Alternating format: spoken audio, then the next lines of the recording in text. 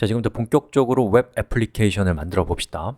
자, 저기 있는 저 주소로 사용자가 우리의 웹 애플리케이션으로 접속했을 때 우리가 하고 싶은 것은 저 id 값이 무엇이냐에 따라서 사용자에게 적당한 컨텐츠를 보여주는 겁니다. 저기 있는 저 id에 해당되는 저 부분을 쿼리 스트링이라고 해요. 자, 그럼 지금부터 쿼리 스트링에 따라서 다른 정보를 보여주는 것을 해볼 거예요. 자, 우리 main.js 파일을 열고요. 이 파일을 어떻게 바꾸면 사용자가 이렇게 자바스크립트라는 값으로 접속했을 때 저 쿼리 스트링에 있는 저 값을 여기에 출력하고, 만약에 여기가 CSS라고 한다면 이 제목 부분이 CSS가 출력되게 하려면 어떻게 하는지를 살펴볼 거예요. 자, 그 전에 제가 앞에서 조금 코드를 똑똑하지 않게 한 게 있어갖고 걔를 조금 바꿀게요. 자, 여기 보니까 요 url.request.url이라고 돼 있잖아요. 요거 뭘로 바꾸면 되겠어요? 요걸로 이렇게 바꾸면 되죠. 요것도 마찬가지로 이렇게 바꾸면 됩니다. 요거 제가 깜빡했었고요. 그리고 이제 우리에게 필요한 것은 여기 있는 쿼리 스트링을 우리의 main.js라는 node.js 애플리케이션에서 이 값을 알아내는 방법을 알아야 돼요. 자, 그러면 우리 추론을 통해서 알아낼 수 있는 것은 이 값은 누구에게 반영이 되냐면 request.url에 들어갑니다. 정말 그런지 확인하기 위해서 콘솔 로그를 통해서 확인해 봐야겠죠. 이렇게 하고요. 그 다음에 제가 node.js한테 node야 main.js를 실행시켜. 그 다음에 엔터를 한번 쳐볼게요. 자, 물론 에러가 났지만 중요한 건 이 부분이에요. 슬래시 물음표 id는 html, 이 url이란 변수의 값이라는 거죠. 그럼 얘가 만약에 css가 됐다면 이 부분은 뭐겠어요?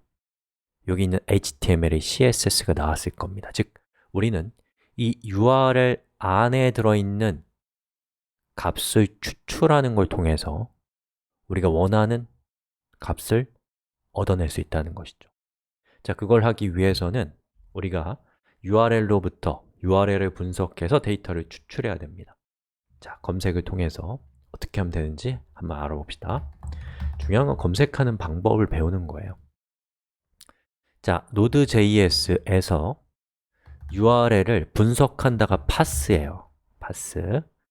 그리고 우리가 지금 알고 싶은 것은 쿼리 스트링이거든요. 이 정도로 검색하면 나오는 여러 가지 검색 결과 중에 전 첫 번째 거 한번 클릭해 볼게요. 클릭해 봤더니 이 사람이 어떻게 하면 되는지를 물어보고 있네요.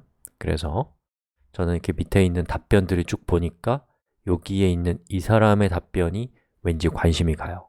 여기 보니까 url.parse 그리고 여기 request url을 넣으면 쿼리 데이터가 나오고 그 쿼리 데이터에서 .name을 하면 쿼리 스트링에서 여기 있는 것처럼 name의 값이 tom이라는 것을 알 수 있다 라고 적혀 있는 것 같은 거예요.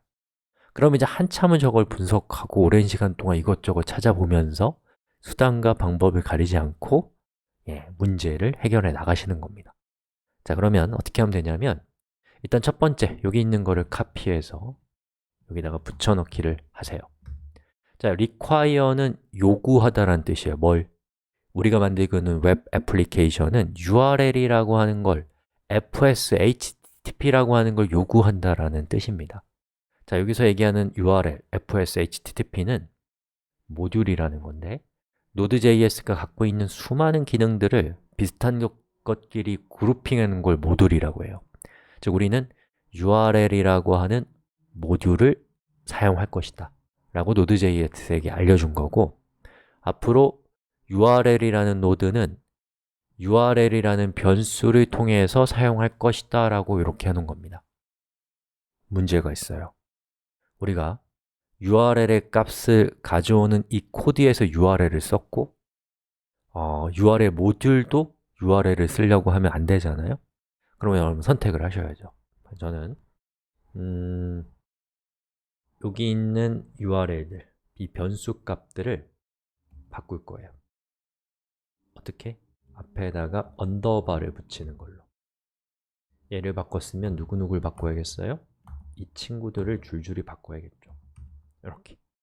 그럼 이제 URL은 모듈 URL을 가리키는 거죠. 자, 그 다음에 여기 적혀 있는 것처럼 요거 한번 카피해서 여기다가 일단 붙여넣기. 그리고 여기 request.url은 뭘로 바꾸면 돼요? URL.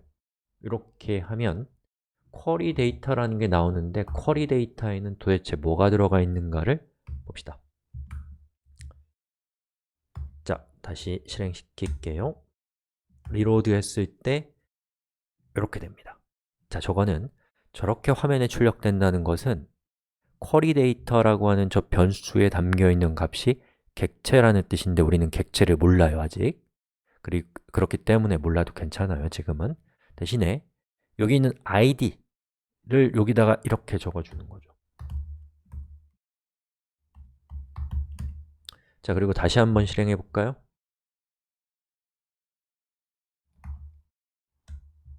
로드합니다. 짜잔, HTML이 나왔어요.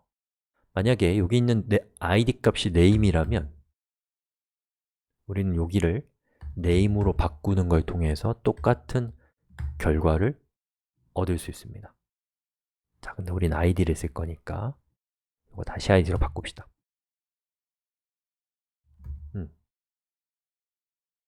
자, 그러면 여기에 우리가 id 값을 얻어냈거든요. 그러면 이 부분은 뭐였어요? 사용자가 접속한 URL에 따라서 여기 있는 이 파일들을 읽어주는 코드가 바로 제가 지금 선택한 저 부분이었단 말이에요. 그럼 요거를 과감하게 지워버리고 여기에다가 query.data.id라고 해보세요. 그리고 다시 실행해 봅시다. 보시는 것처럼 HTML이 나오는 걸 볼 수가 있어요. 밑에 있는 undefined는 나올 수도 있고 안 나올 수도 있는데 무시하세요.